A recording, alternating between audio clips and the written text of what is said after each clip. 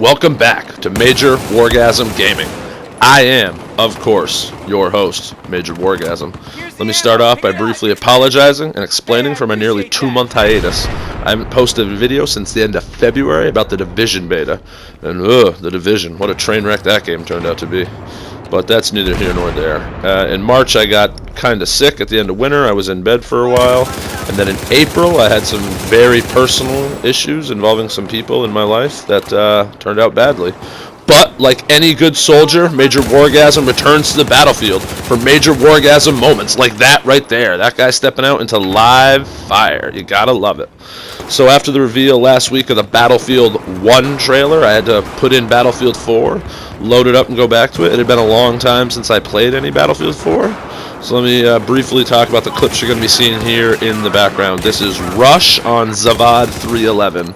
I do enjoy the objective-based gameplay, and I hadn't played Rush in a long time. So I got in here, and I'm on the defending team. So let me tell you what you're going to see. You're going to see some ninja defuses like this right here. You're going to see some epic John J. Rambo-style kill streaks. And for anybody who knows my videos, if you've seen them before, I kind of structure my videos like action movies, so all the good stuff comes towards the end. So if you stay till the end, you'll see the best stuff. But let's talk a little bit about Battlefield 1.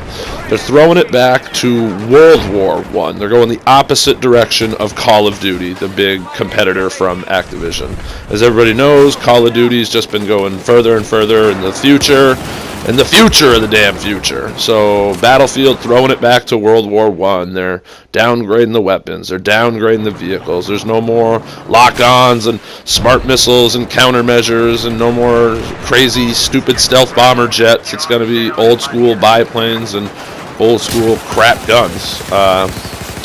So they're talking about the skill gap being increased. You know, you really have to be good with your guns because there's not going to be any sort of crazy tricked-out gadgets. The customization is going to be limited.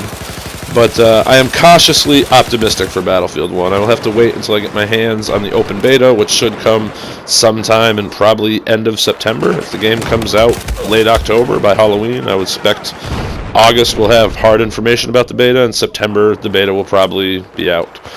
But let me take a moment to explain my, what's the word I'm looking for, reservations about Battlefield 1. DICE can put on a good show, and how quickly the internet forgets things.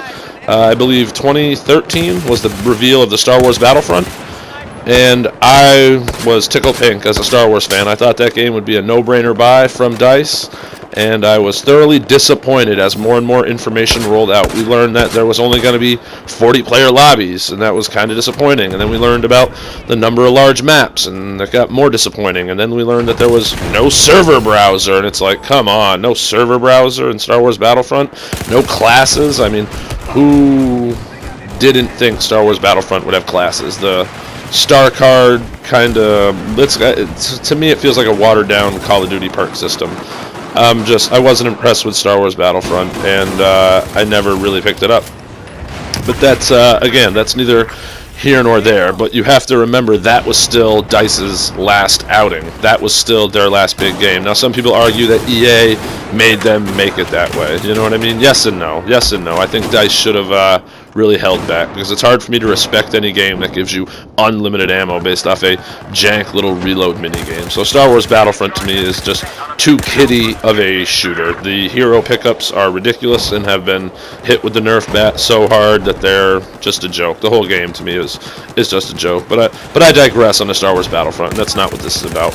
But that left a very bad taste in my mouth from DICE, and that's why Battlefield 1 I'm cautiously optimistic about it. It could be good. They have confirmed 64-player lobbies. They have talked about the class system. You know, they're splitting up the classes. Engineers out, assault and medic are being broken up, and there's still support for your ammo, and scout is your new sniper class. Of course, you have to have the garbage sniper so that, you know, a third of your team can sit on a hill behind your spawn looking through a scope, not playing the objective, right? And DICE has talked a little bit more about trying to encourage objective-based play, trying to encourage teamwork and things like that. So I'm excited to see what they're working on. It's been a long time since a mainline Battlefield game. This game here, Battlefield 4, came out in 2013, over 3 years ago. Hardline was an offshoot done by Visceral Games. I like Hardline. There's a lot of Hardline gameplay on my channel. And I'll continue to play Hardline because it's just a slightly different setting. The cops and robbers thing, if you like it, and go with it. And the game doesn't take itself too seriously. Hardline is a fun game to play. But it's not Battlefield 4. It's not that military setting that so many people like. So World War I will be interesting because it's military, but will little kid gamers nowadays be able to play that? What am I trying to say? I feel like younger gamers need to be encouraged by more carrot-on-a-stick gameplay. They need more unlocks. They want progression. They want customization. They want their pink zebra camo is what I'm getting at.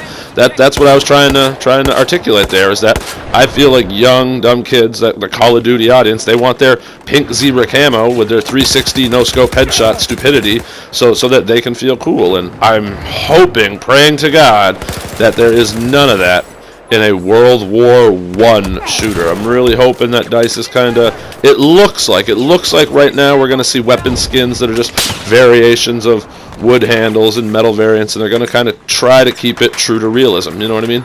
You shouldn't see a guy running around in World War I with a pink zebra camo gun waving it above his head in the trenches, you know? That's just really gonna break the immersion, to say the least. Not that Star Wars Battlefront stormtroopers running around without helmets didn't break the immersion, and that's what I mean about that just leaving a bad taste in my mouth.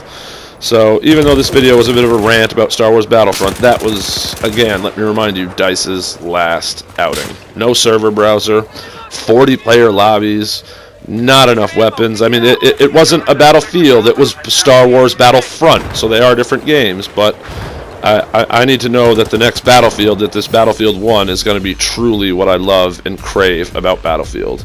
And I'm hoping. Please hit the like or subscribe button if you like my content, as it helps me out.